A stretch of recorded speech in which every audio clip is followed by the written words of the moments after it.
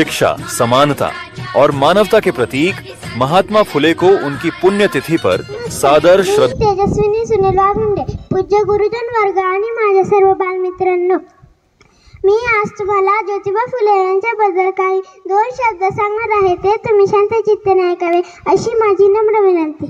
ज्यांच्यामुळे शिकली जिंदूबाईंची मुले,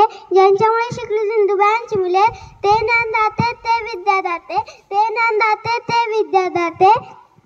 क्रांतिसूर्य महात्मा फुले. महात्मा फुले हे एक थोर समाज सुधारक होते. त्यांचा जन्म 11 एप्रिल 1827 रोजी महाराष्ट्रातील सातारा जिल्ह्यातील कटगुण येथे झाला.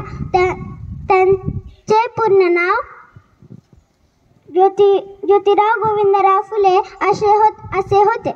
त्यांच्या वडिलांचे नाव गोविंदराव व आईचे नाव चिमणाबाई होते. वयाच्या 13व्या वर्षी त्यांचा विवाह सावित्रीबाईंशी झाला. महात्मा फुले यांनी समाजातील अज्ञान, दारिद्र्य व जातीभेद पाहून सामाजिक स्थिती सुधारण्याचा निर्णय घेतला. फुले यांनी समाजातील विषमता दूर करण्याचा निर्णय घेतला. स्त्री शिक्षण व मागासलेल्या मुलींचे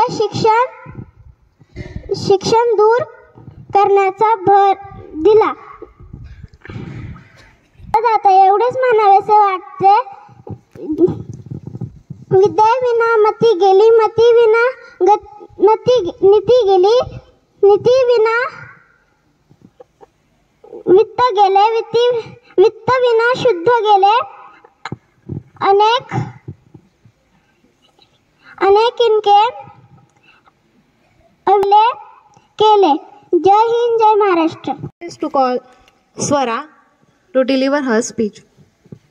Miss Swara Sandeep Pimpalkar. Today I am going to speak about few words about Mahatma Jyotiba Phule.